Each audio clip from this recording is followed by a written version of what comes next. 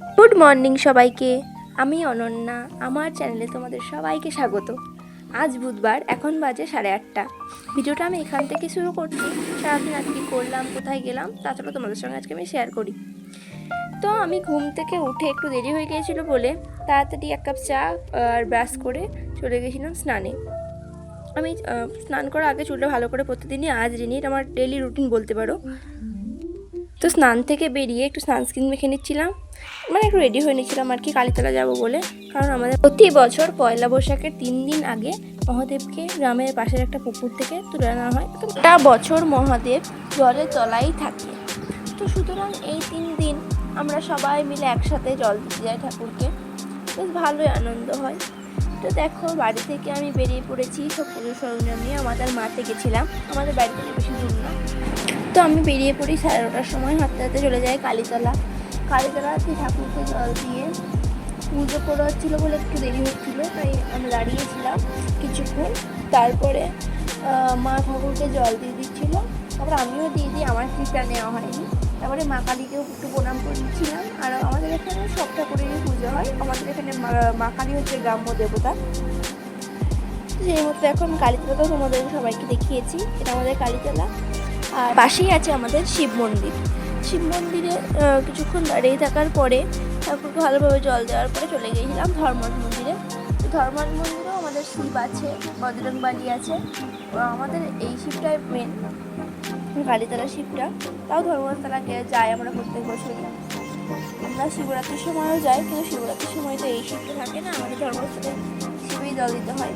সেই মতো হাঁটতে হাঁটতে চলে গেলাম ধর্মরাজতলা। এই ধর্মরাজতলাতেও জল দিয়ে আমি পাশেও পাশের একটি মূর্তি আছে, মানে শিলা মূর্তি যেটাকে বলে, ওটাতেও জল দিয়ে দিয়েছিলাম, কিন্তু ওখানে আমার স্লিপটা নেওয়া হয়নি। তো সেখান থেকে আমি চলে আসি বাড়িতে। আর হ্যাঁ, বলেছি এই বজরং বাড়িটা আমাদের বহু পুরনো।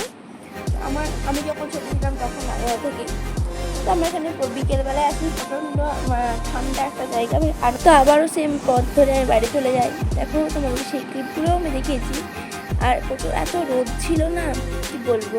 আর আস্তে আস্তে আমার যেহেতু গ্রামের মামার বাড়ি, ওখানে দাঁড়িয়েছিলাম। আমার দেখায় গোলাপি রঙের বাড়িটা হচ্ছে আমার মামার বাড়ি। আবার হাঁটতে হাঁটতে চলে গিয়েছিলাম বাড়ি। পৌঁছে আমাদের বাড়ির শিবের যে ছোটো শিলা মূর্তি আছে, ছোট্ট একদম, ওটাকে ওখানে প্রণাম করে নিচ্ছিলাম। তারপরে ব্রেকফাস্টে সিরাজ খেয়ে পান্তা ভাত আর চপ আলু ভাজা ছিল, আমি নিইনি। তোমাদের হয়তো একটু হাসি লাগতেই পারে, আমার তো ভালো লাগে পান্তা ভাত খেতে।